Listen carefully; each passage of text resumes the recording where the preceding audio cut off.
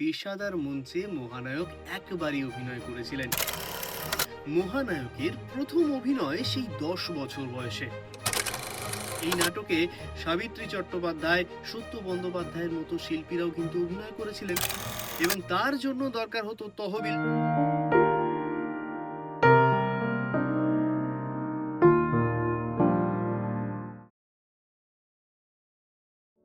আজকে ভিডিওর শিরোনাম হতেই পারে উত্তম কুমারের নাটক বা নাটকের উত্তম কুমার। বাংলা রঙ্গমঞ্চের সঙ্গে ম্যাটিনি আইডল উত্তম কুমার কিভাবে কতটা যুক্ত হয়েছিলেন আজ সেটাই একটু খুঁজে দেখা যাক। শুরুটা কিন্তু হয়েছিল সেই শৈশব থেকে। মহানায়কের প্রথম অভিনয় সেই 10 বছর বয়সে গয়াসুর নাটকে। তারপর আর একটু বড় হয়ে তিনি ব্রজের কানাই এবং মুকুট এই দুটি নাটকে অভিনয় করেন। পাড়ার লুনার ক্লাবের হয়েও তিনি একাধিক নাটকে অভিনয় করেছিলেন।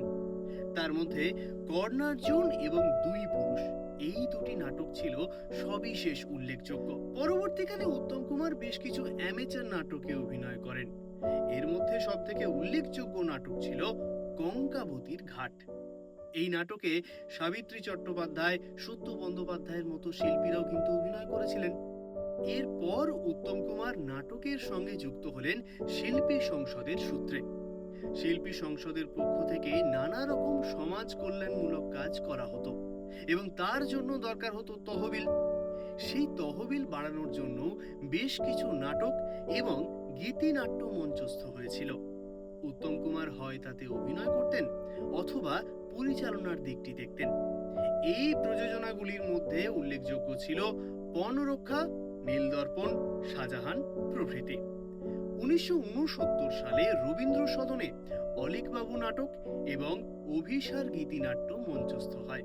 অভিসার গীতিনাট্যে কেন্দ্রীয় চরিত্রে ছিলেন উত্তম কুমার। এই গীতিনাট্যে 3 জন নায়িকা ছিলেন: বাসবী নন্দী, লিলি চক্রবর্তী এবং জ্যোৎস্না বিশ্বাস। এই গীতিনাট্যে গীতিকার ছিলেন গৌরী প্রসন্ন মজুমদার এবং সুরকারের ভূমিকা পালন করেছিলেন শ্যামল মিত্র। শিল্পী সংসদের পক্ষ থেকে যে নাটক এরপর চূড়ান্ত জনপ্রিয়তা লাভ করে সেটি ছিল ক্ষীরোদ প্রসাদের আলিবাবা। 1970 সালের সেপ্টেম্বর মাসে রবীন্দ্র সদনে এই নাটকটি মঞ্চস্থ হয়। তারিখ নিয়ে যদিও একটু দ্বিমত আছে। সেপ্টেম্বর মাসের 1 অথবা 2 তারিখে এই নাটক মঞ্চস্থ হয়। এই নাটকে মহানায়ক উত্তম কুমার নিজে অভিনয় করেছিলেন। তিনি অভিনয় করেছিলেন বাবা মুস্তাফার চরিত্রে।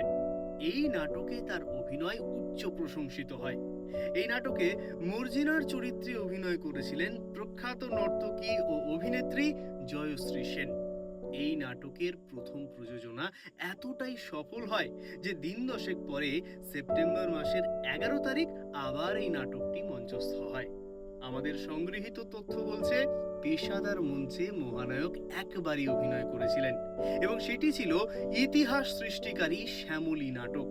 কিন্তু আজ নয়, এই নাটক নিয়ে বিস্তারিত বলবো আগামী পর্বে। আজকের পর্ব এখানেই শেষ করছি। সকলে খুব ভালো থাকবেন। আবার ফিরে আসবো বাংলা থিয়েটারের নতুন কোনো কাহিনী নিয়ে। ততদিন খুব ভালো থাকবেন।